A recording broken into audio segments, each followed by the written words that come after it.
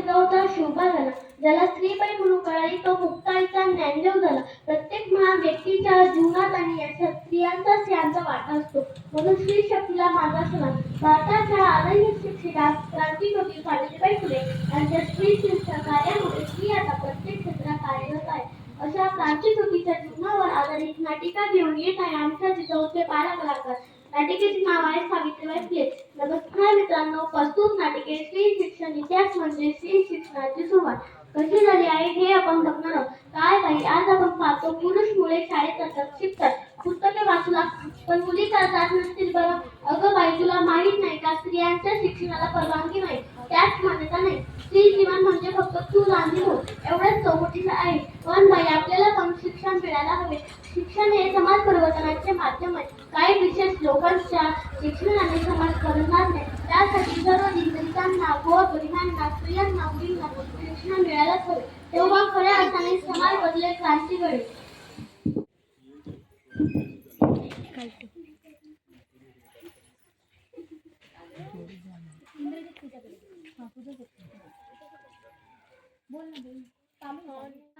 आपल्या बाळाला घेऊन येते आपल्याकडे, म्हणजे आज आपली कमाई होणार.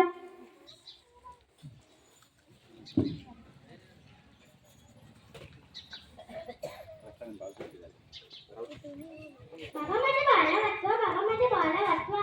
ते जाऊन विसरतात आपल्याला. बाबा काहीतरी करा, बाबा काहीतरी करा. तुझ्या बाळाला भूतबाधा झाली आहे. कसली भूतबाधा बाबा? तुझ्या बाळाला विहिरीतल्या भूताने झपटलंय. काय विहिरीतल्या भूताने? मग काहीतरी उपाय सुचवा बाबा, काहीतरी उपाय सुचवा.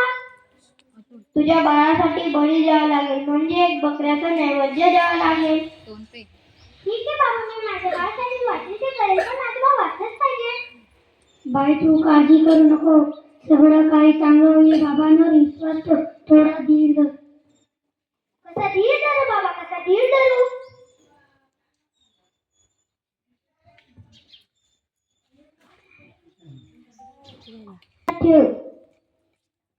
सगळं काही चांगलं होईल. तू फक्त पैसे दे, नैवेद्य आम्ही करू. ठीक आहे बाबा, मी माझे वाटेल ते करेल. ठीक आहे बाबा, मी वाटेल तेवढे पैसे देईल, पण माझं बाळ वाचलंच पाहिजे.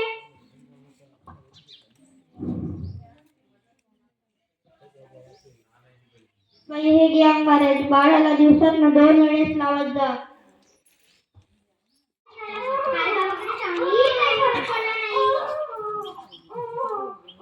सावित्री, किती रडतोय? तुला किती वेळेस सांगितलंय त्याला दवाखान्यात घेऊन जा, पण तू मला काय ऐकू नकोस. ऐका ना, चिडू नका. त्याला बघा ना, हातात घेऊन येते, त्यात काहीच नाही झाला.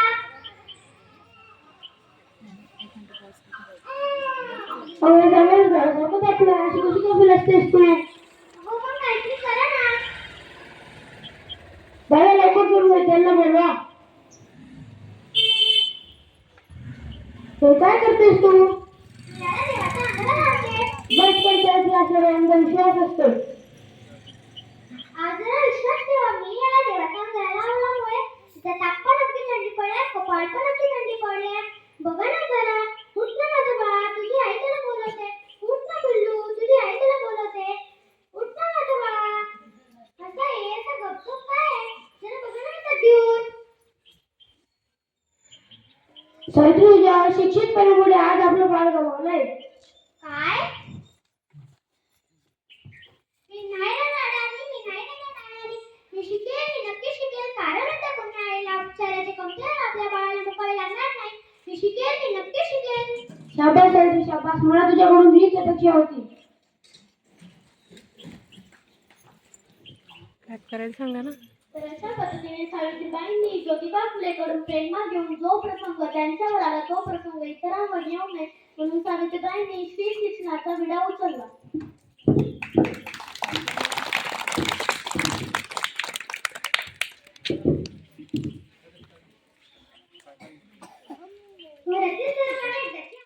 तुझ्यासाठी काय आणलंय?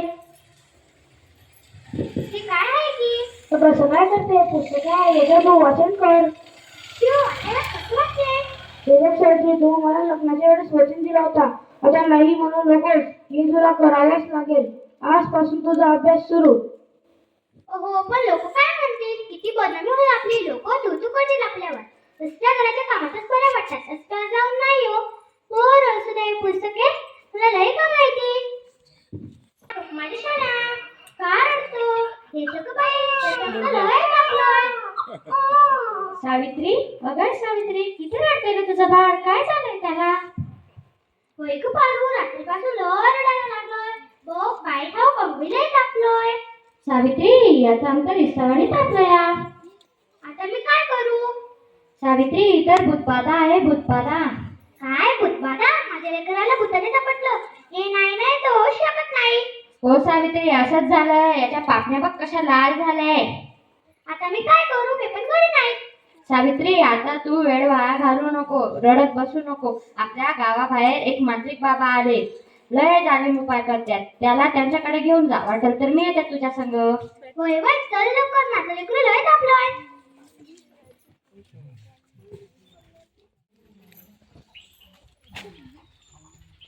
सावित्री, काय करतेस, मी गावात असते, काय आहे तुझ्या हातात? ते पुस्तके आहे वाटतं, तुला लिहायला होतं, आवडतं वाटतं. हो हो, मला खरंच लिहिता वाटते, वर्ष माझी इच्छा आहे. हा, मी तुला लिहायला वाचायला शिकवतो. अननसाचा, अननसाचा, आईचा, आईचा, ही मातीची, ही मातीची, ही लिंबूची, ही लिंबूची, उकळाचा, उकळाचा, ऊसाचा. ऊसाचा. हे सर्व मुळाक्षर गिरवून काढायला पाठही कर.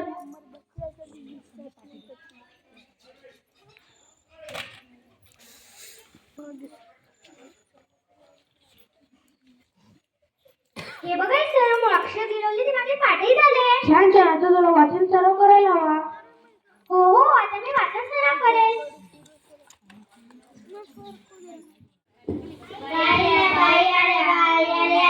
आले का तुम्ही सर्वजणी? हो बाई. बसा खाली. काल अभ्यास दिलेला सगळ्यांनी पूर्ण केला का? हो हो बाई. बघू. छान. खूप सुंदर. छान. आज मी तुम्हाला यापुढे मुळाक्षर शिकवणार. हो हो बाई. हो अननसाचा. अननसाचा. आईचा. आईचा. ही मातीची. ही मातीची. ही लिंबूची. ही लिंबूची. उकळाचा. उकळाचा. ऊसाचा. ऊसाचा. ही सर्व मोक्षे तुम्ही गिरून आणायची. हो हो बाई.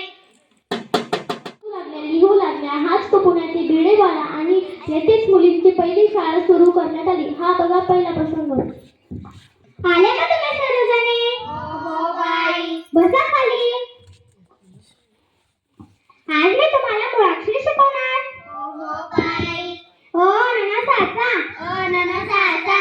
आईचा. आईचा. ई मातीची. ई मातीची.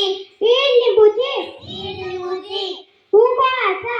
उकळाचा. ऊसाचा. ऊसाचा. ही सर्व अक्षरे तुम्ही गिरून आणायची. हो बाई. अरे ती बघा आणि साईडली. कोठे आहे, कोठे आहे?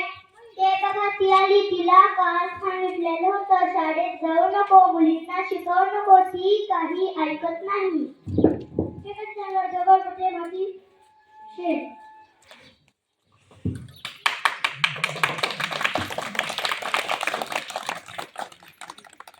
तुम्ही मला किती त्रास द्या, पण मी मुलींना शिकवण्याचे कार्य घेतलेले कार्य सोडणार नाही. सोडा म्हणणार बाजूला.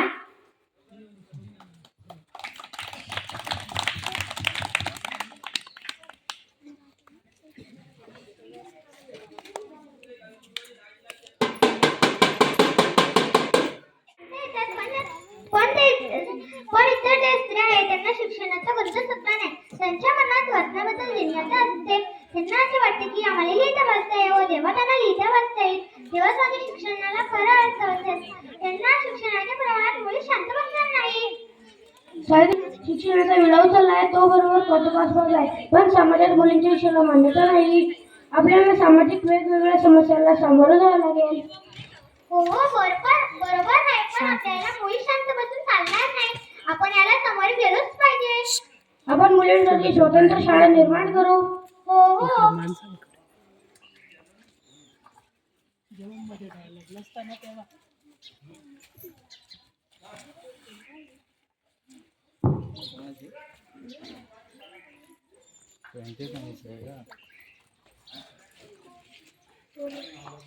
अरे अरे, तुम्हाला काही माहिती आहे का? नाही, आम्हाला काही माहित नाही.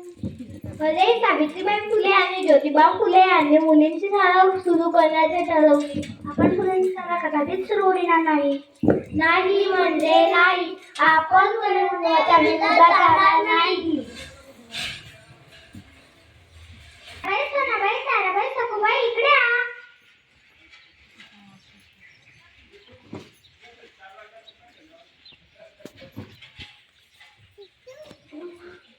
आज तुम्ही शाळेत जायचे?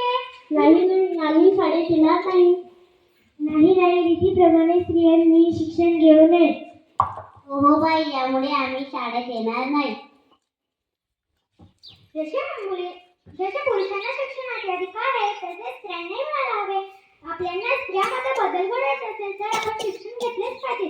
शिक्षणामुळेच आपल्याला मत मांडता येईल, आपले मत मांडता येईल. हो बाई, आता आम्हाला शिक्षणाचे महत्त्व कळाले आहे. आता आम्ही आमच्या मुलींना शाळेत पाठवणार आणि आम्हीही लिहायला वाचायला शिकणार. अथक परिश्रमातून आज आपल्याला त्यांच्या मेहनतीचे फळ बघायला मिळतात ती अशी. हा बघा दुसरा प्रसंग. नमस्कार, मी डॉक्टर शिवन्या पाटील. सावित्रीबाईंच्या परिश्रमामुळे मला शिक्षण घेता आले व उच्च शिक्षण घेऊन डॉक्टर बनता आले, याचा मला अभिमान आहे. नमस्कार, माझे नाव वीरा लोहार आहे. मी सावित्रीबाईंच्या परिश्रमामुळे पोलीस बनू शकले, याचा मला अभिमान आहे. नमस्कार, माझे नाव कृष्णाली शिरोडे. सावित्रीबाई फुलेंच्या अथक परिश्रमामुळे मला शिक्षण घेता आले. शिक्षण घेऊन मला पायलट बनता आले, याचा मला अभिमान आहे. माझे नाव मानसी सडुके. सावित्रीबाईंच्या परिश्रमामुळे मला शिक्षण घेता आले व उच्च शिक्षण घेऊन मला शिक्षिका बनता आले. सावित्रीबाई फुले यांच्या शिकवण्याच्या ज्ञानरूपी वारसा पुढे घेऊन जाण्यासाठी मी शिक्षिका बनली, याचा मला अभिमान आहे. सावित्रीबाईंनी मुलींना शिक्षण देऊन त्यांना स्वतःच्या पायावर उभे केले. सावित्रीबाई फुलेंनी चालवलेली ही स्त्री शिक्षणाची झोन आपण सर्व मुली चालू ठेवूया.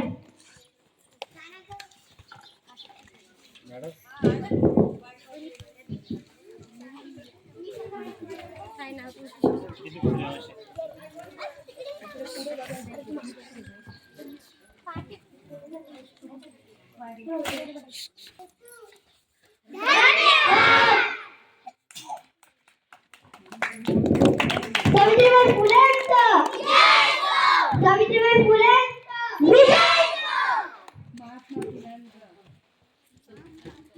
शिकलेली आई शिकलेली आई अंतरी पेटवू अंतरी पेटवू